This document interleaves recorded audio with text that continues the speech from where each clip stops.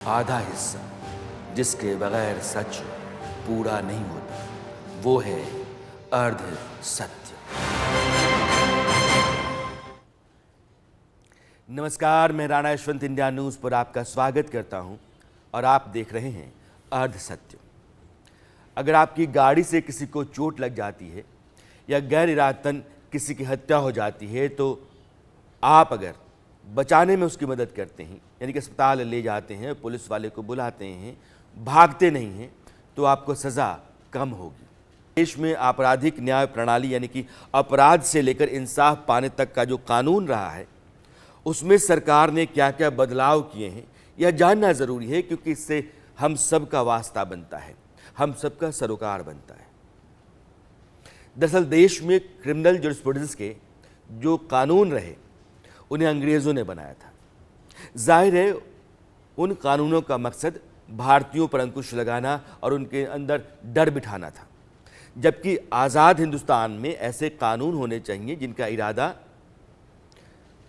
लोगों को इंसाफ दिलाना हो, ना कि उनको सज़ा दिलाना। मोदी सरकार ने राजद्रोह को देशद्रोह करार दिया है। नए कानून में व्यवस्था बदल गई है। एक कानून जो अंग्रेजी राजशाही के खिलाफ अपराध तय कर सजा देता था, उसकी जगह अब देश का हित आ गया है, यानी कि भारत की एकता, अखंडता और सुरक्षा को खतरे में डालने वाला जो अपराध है या अपराध करने वाला है उसको आतंकवादी माना जाएगा। पहले देशद्रोह को लेकर कोई कानून नहीं था। एक कानून था अनलॉफुल एक्टिविटीज़ प्रिवेंशन एक्ट, जिसको हम यूएपीए कहते हैं। इस कानून का विरोध कई दफ़ा मानवाधिकारों का हवाला देकर के होता रहा है, मगर अब सरकार ने तय कर दिया है कि किस किस तरह के अपराध देशद्रोह माने जाएंगे। आज गृह मंत्री अमित शाह लंबे समय तक सदन में नए कानून के बारे में सरकार का पक्ष रखते रहे और यह बताते रहे कि लगभग 250 साल पुराने कानून क्यों बदले जा रहे हैं। इसके पहले की सरकारों को बदल देना चाहिए था, लेकिन नरेंद्र मोदी की सरकार की मंशा है, उसका संकल्प है और आज़ाद हिंदुस्तान में लोगों के हित की खातिर कानूनों में बदलाव की जो ज़रूरत है उसको सरकार समझती है। इसलिए अमित शाह को सुनिए।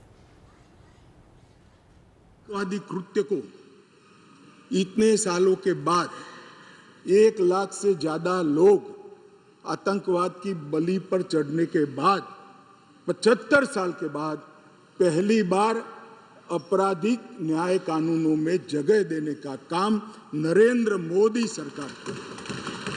हमारा वादा था मान्यवर इस देश की जनता को कि हम आतंकवाद के खिलाफ जीरो टॉलरेंस की नीति रखेंगे, और आतंकवाद की व्याख्या ही नहीं थी।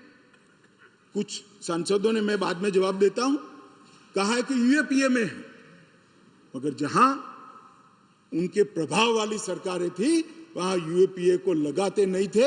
आतंकवादी कृत्य कर कर सादे गुना की सजा में निकल जाते थे। अब हमने ये मूल कानून के अंदर ही आतंकवाद का जिक्र कर कर ऐसे लोगों को जेल के बाहर आने का रास्ता लगभग असंभव कर दिया। मुझे मालूम है कुछ लोगों को बड़ी तकलीफ हुई, बताया भी है, मैंने भाषण पढ़े हैं। मुझे तो आश्चर्य हो रहा है, इस देश के कानून में आतंकवाद को रोकने की धारा है और इस सम्मानीय सदन का कोई व्यक्ति उसको मानव अधिकार के नाम से विरोध करे। आतंकवाद ही मानव अधिकार का सबसे बड़ा हनन करता है। जो आतंकवाद फैलाता है, आतंकवादी कृत्य करता है, जिसका जो विक्टिम होता है, इसके मानव का अधिकार का हनन आतंकवादी कृत्य करने वाला व्यक्ति करता है और उसको कठोर से कठोर सजा मिलती है। और मैं तो आश्चर्यचकित, मैं यहां बैठा होता तो टोकता भी, रोकता भी, प्रयास भी करता कि इसको सदन के रिकॉर्ड का हिस्सा न बनने दिया। आप एक्सपोज हो रहे हो, मगर मैं था नहीं, मैंने पढ़ा। इसका बचाव करते हैं। किस जमाने में जी रहे? अंग्रेजों का शासन नहीं है, कांग्रेस का शासन नहीं है, ये भारतीय जनता पार्टी और नरेंद्र मोदी का शासन। पहले के कानून में एक अंधापन था, जैसे किसी की गाड़ी से गलती से कोई दब गया और जान चली गई। यह गैर इरादतन हत्या मानी जाती है और इसमें 10 साल की सज़ा का प्रावधान था। भले ही आदमी रुक गया, अस्पताल लेकर गया, पुलिस को जांच में सहयोग किया, सज़ा में कोई रियायत नहीं। ऐसे में लोग भागना ही सही समझते थे। अब नए कानून में जिस आदमी को चोट लगी है उसको बचाने को प्राथमिकता दी गई है। अगर आप मुझे रियायत देंगे, मेरी गाड़ी से चोट लगी है तभी तो मैं उस आदमी को बचाऊंगा। अगर मुझे लगता है कि मैं उसके साथ जाऊं भी तब भी और भागूं भी तब भी एक ही तरह की सजा मिलेगी तो भागूंगा। अब अगर आप नहीं भागते हैं और घायल का इलाज कराने के लिए अस्पताल उसको ले जाते हैं, पुलिस को सहयोग करते हैं, तो आपकी सजा कम होगी। हाँ, हिट एंड रन यानी कि मार करके भाग गए तो 10 साल तक की सजा हो सकती है। इसलिए मैं कह रहा हूं कि आज के अरसत में आप बने रहिए, क्योंकि जितने भी वो मामले हमारे आपके जीवन से जुड़े रहते हैं, आस पड़ोस घटते रहते हैं, उनके नए कानूनी प्रावधान हैं, जानना जरूरी है। मसलन डॉक्टरों की लापरवाही जिससे मौत होती है वह भी गैर रियायतन हत्या मानी जाती है, लेकिन गृह मंत्री ने कहा कि सरकार उसमें बदलाव कर रही है, यानी कि डॉक्टरों को रियायत देने की गुंजाइश पैदा कर रही है। गैर इरादतन हत्या जो थी, अकस्मात जिसको कहते हैं, इसमें हमने 2 हिस्से किए। अकस्मात तो किसी भी व्यक्ति से किसी भी स्थिति में हो सकता है। एक गाड़ी चलाता रहे एक व्यक्ति और रास्ते में कोई भी बेध्यान हुआ या कोई रश कर आ गया और अकस्मात हो गया। अकस्मात करने के बाद वो व्यक्ति स्वयं उसको पुलिस स्टेशन या तो हॉस्पिटल ले जाता है, तो इसके लिए कम सजा का प्रावधान किया है।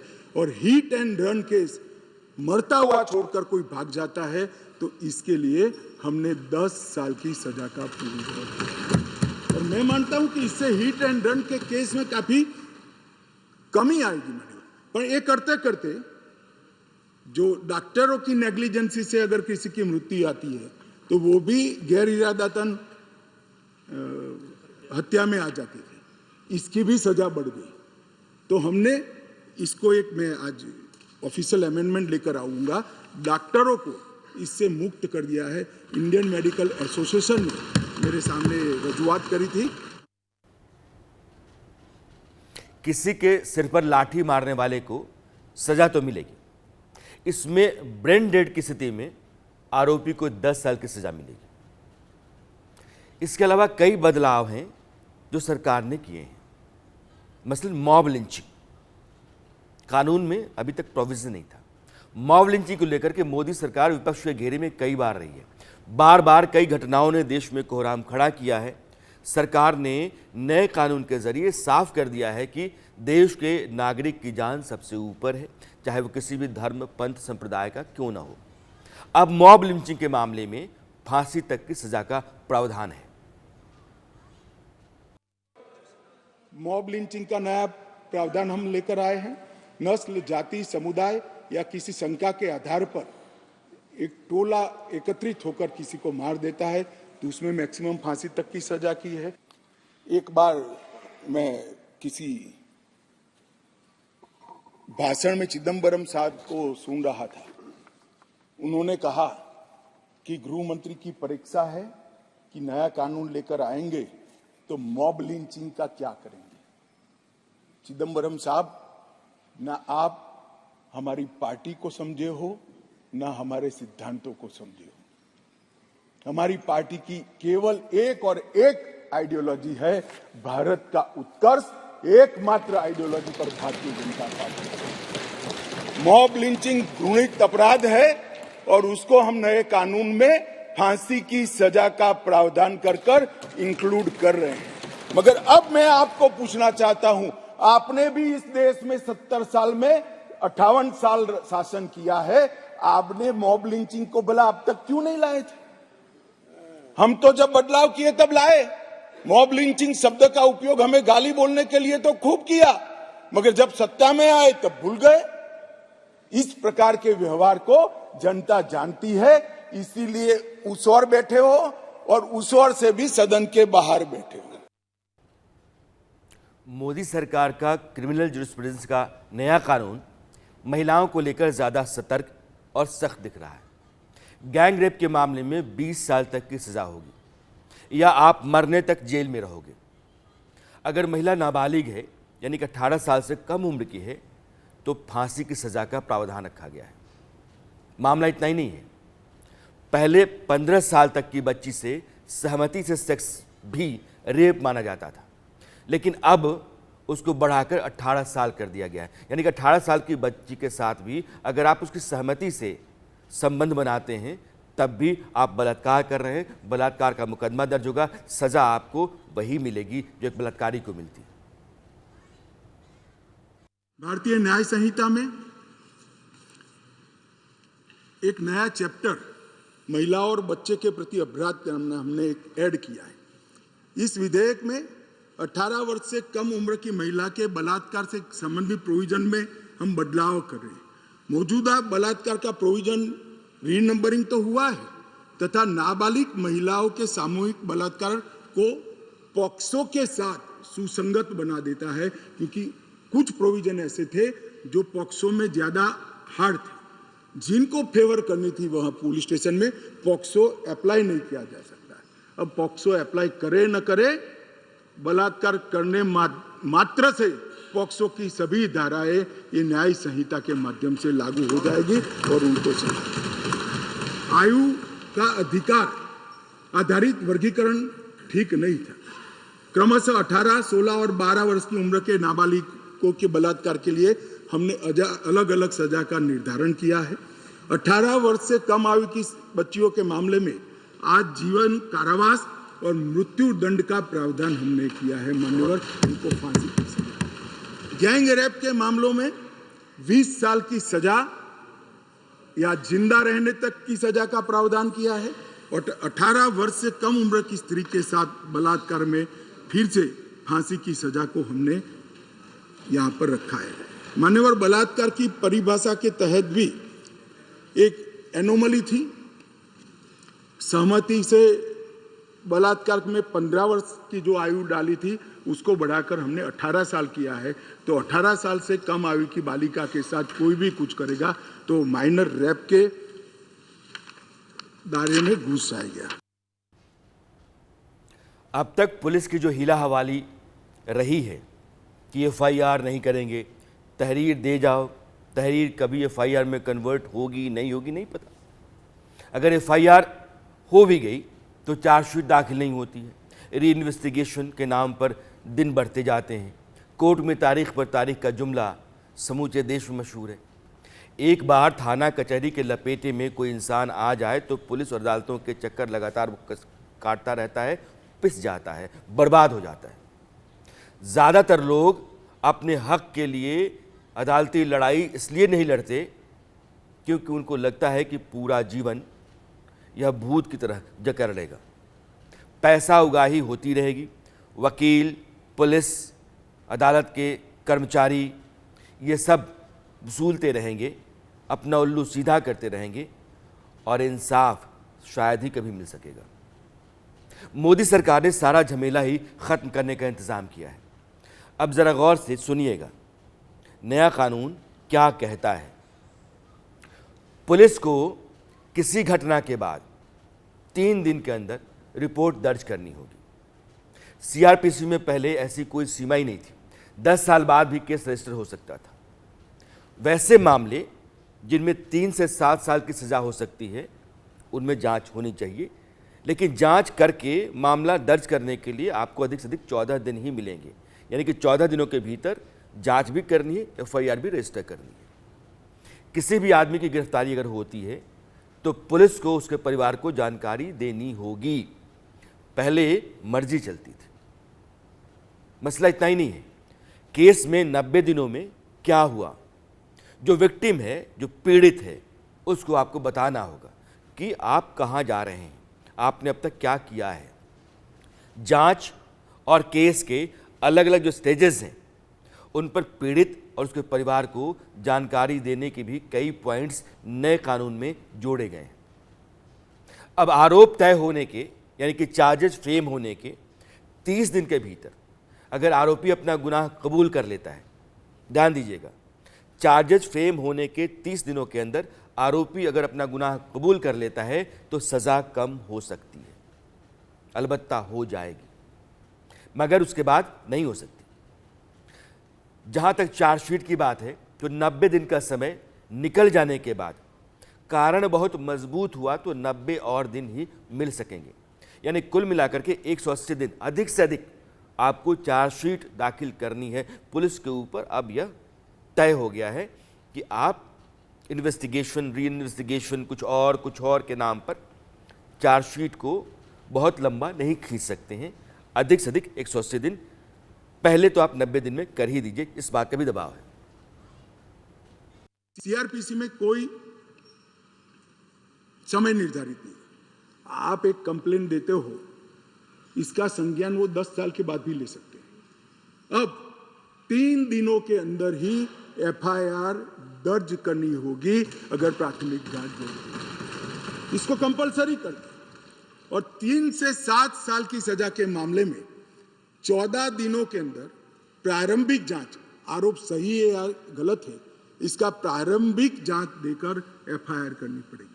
तो ज्यादा से ज्यादा आप 14 दिन तक प्रारंभिक जांच कर सकते हो। और छोटी सजा है तो 3 दिन के अंदर ही एफआईआर रजिस्टर करनी पड़ेगी। सबसे पहली न्याय में समय की कटौती यहां होगी। अब जांच रिपोर्ट जो जिला मजिस्ट्रेट को भेजना है, इसके लिए भी कोई समय के प्रावधान नहीं था, हर कर दिया। अब 24 घंटे में तलाशी रिपोर्ट के बाद 24 घंटे में उसको न्यायालय के सामने रख दिया जाएगा। आप उस पर बैठ नहीं सकते हो। मेडिकल प्रैक्टिशनर और चिकित्सा जांच की रिपोर्ट, मेडिकल हुआ, कोई समय मर्यादा नहीं। जब उसकी आत्मा कहेगी, जब उनको समय होगा, सारी परेशानियों से वो मुक्त होगा जाए, तब देंगे। अब हमने बिना किसी देर से बलात्कार पीड़िता की रिपोर्ट को भी 7 दिन के अंदर पुलिस थाने में और न्यायालय में डायरेक्ट भेजने का काम हमने यहां निश्चित किया। मान्यवर, पहले चार्जशीट का समय नहीं, 60 से 90 दिन में चार्जशीट करने का एक कानूनी प्रोविजन था, परंतु री इन्वेस्टिगेशन, मेरी जांच चालू है, ऐसा कर सालों तक चार्जशीट लटकाए जाते थे, केस लटकाए जाते थे और लोग केस से परेशान होते। हमने कह दिया कि 60 से 90 दिन का जो समय था वो तो रहेगा और 90 दिन के बाद और 90 दिन तक ही फर्दर इन्वेस्टिगेशन कर पाओगे। अगर 90 दिन के बाद फर्दर इन्वेस्टिगेशन करना है तो कोर्ट से ऑर्डर लेना पड़ेगा। चार्जशीट को आप 180 दिन के बाद पेंडिंग नहीं रख सकते हो। ये हमने प्रोविजन कर ट्रायल जल्दी हो इसके लिए शुरुआत कर दी। नए कानून में सबूत मजबूत हो, इंसाफ ठीक हो, गलत आदमी को सज़ा ना हो, इसकी खातिर फॉरेंसिक एविडेंसेस उनको इकट्ठा करने और सबूतों की वीडियोग्राफी कराने का प्रोविज़न रखा गया है। जो आज की तारीख में तकनीक है, टेक्नोलॉजी है, वो टेक्नोलॉजी इंसाफ दिलाने में कितनी मददगार हो सकती है, इस बात का ख्याल रखते हुए कानून बनाया गया है। यानी कि हिंदुस्तान में अपराधों को लेकर के जो नया कानून मोदी सरकार ने बनाया है, वो आज के बढ़ते अपराधों, जो नए अपराध आ रहे हैं, जैसे साइबर क्राइम है, फाइनेंशियल क्राइम है, मॉब लिंचिंग है, टेररिज्म है, इनके लिहाज से कानून को मजबूत करने और सबूतों को इकट्ठा करने के लिए तकनीक का इस्तेमाल करने का प्रोविज़न रखा गया है। यह सब कुछ देख करके ही यह सारे प्रावधान तैयार किए गए हैं। वैसे अपराधी जो देश का पैसा लेकर के या फिर आतंकवादी वारदात करके, जैसे दाऊद इब्राहिम, दूसरे देशों में जाकर के पनाह ले देते हैं, सरकार ने नए कानून में उनको सबक सिखाने का प्रावधान किया है। अब तक कानून कहता था कि आरोपी पेश नहीं हो रहा है, देश में नहीं है, उस पर मुकदमा चल ही नहीं सकता है। जब मुकदमा ही नहीं है, केस ही नहीं दर्ज हो सकता है, तो फिर उसके खिलाफ कार्रवाई कैसे होगी? तो उसके परिवार के लोग हैं, उसकी ज़मीन है, जायदाद है, मकान है, मिल्कियत है, यह सब कुछ है, लेकिन कुछ भी नहीं हो सकता है क्योंकि मामला दर्ज नहीं हो रहा है। मामला क्यों नहीं दर्ज हो रहा है? कानून कह रहा था कि वो आदमी यहाँ है ही नहीं, तो जब वो है नहीं तो उसके खिलाफ एक्शन कैसे होगा? अब बात बदल गई है। मोदी सरकार का जो नया कानून है उसके मुताबिक किसी भगोड़े के खिलाफ मुकदमा चल सकता है। अगर वह 90 दिनों के भीतर अदालत के सामने पेश नहीं होता है तो उसकी गैर मौजूदगी में ही ट्रायल होगा और फांसी भी होगी अगर सजा ऐसी है तो, और यही आधार बनेगा दूसरे देश से उसको भारत लाने के लिए। क्योंकि अभी तक क्या था कि कोई केस ही नहीं बन रहा है, केस नहीं है तो आप किस आधार पर उसको लेकर के आएंगे। तो अब दिखाया जा सकता है कि मेरे यहाँ का आतंकवादी है या मेरे यहाँ का भगोड़ा है, इसके खिलाफ मेरी अदालत ने सजा दे रखा है, फांसी हुई है, इसलिए इसकी वापसी करो। अब आप गृह मंत्री को सुनिए। देश में ढेर सारे मुकदमे, देश को हिला देने वाले मुकदमे, चाहे बम्बई बम ब्लास्ट हो या कोई, और वो लोग पाकिस्तान में या कहीं और देशों में शरण लेकर बैठे हैं, ट्रायल नहीं चलती है। मान्यवर, अब इनके यहाँ आने की जरूरत नहीं है। 90 दिन के अगर वो कोर्ट के सामने नहीं आते हैं तो उनकी अनुपस्थिति में ट्रायल होगी, एक सरकारी वकील उनकी पैरवी करेगा, फांसी भी होगी, जन्म टिप्पणी, और जिससे वहां से वापस लाने की प्रक्रिया बहुत जल्दी कर पाएंगे, क्योंकि वो सजा प्राप्त व्यक्ति किसी दूसरे देश में तो स्टेटस बहुत बदलता है। हमारे यहाँ अगर कोई जेल गया तो समझो लंबा गया, क्योंकि तारीख ही नहीं पड़ती। उसको जमानत मिल सकती है लेकिन सुनवाई नहीं होगी। जो आरोप है उसकी सज़ा 2 साल है, लेकिन उसकी सुनवाई की तारीख ही नहीं आती है, वो 2 साल से अधिक जेल में ही रह जाता है। जमानत के लिए वकीलों और अदालती बाबुओं की चिरौरी करता रहता है, लेकिन जेल में है, सुनवाई नहीं है, उसके साथ इंसाफ नहीं हो रहा है, वो सज़ा का हकदार नहीं है। लेकिन एक बेकसूर आदमी लंबे समय तक जेल के भीतर है, क्योंकि हमारी अदालती प्रक्रियाएं जो हैं वो लेट लतीफ़ी का शिकार हैं, लस्त पस्त हैं। लेकिन अब ऐसा नहीं होगा। किसी गंभीर मामले में अगर कोई आधी सज़ा काट चुका है तो उसको रिहा किया जा सकता है। जज साहब अपना फैसला सालों तक नहीं लटका सकते। अगर हियरिंग पूरी हो गई है, यानी कि मुकदमा खत्म हो गया है, तो 43 दिनों के अंदर फैसला देना होगा। और अगर आपने किसी को दोषी मान लिया तो उसकी सज़ा क्या होगी, यह फैसला भी आपको 7 दिन के अंदर करना होगा। यानी कि आज आपने वर्डिक्ट दिया कि ही इज़ कन्विक्टेड, तो कन्विक्शन की सज़ा क्या है, अधिक से अधिक 1 हफ्ता सुना दीजिए। यानी कि जो स्पीडी ट्रायल है अदालतों में, उसको इंश्योर करने का काम सरकार ने नए कानून के तहत किया है। सबूतों को इस तरीके से साइंटिफिकली उठाया गया है ताकि किसी बेकसूर को सज़ा ना हो, और जो गुनहगार है उसको सज़ा जल्द हो, ताकि इंसाफ बहुत कम समय में मिल जाए पीड़ित को। तो मोदी सरकार के इस नए आपराधिक कानून ने देश में एक अलग तरह की न्यायिक प्रक्रिया और पुलिस की चुस्ती को पैदा करेगी, इस बात की आप उम्मीद कर सकते हैं। आधा हिस्सा जिसके बगैर सच पूरा नहीं होता, वो है अर्ध सत्य।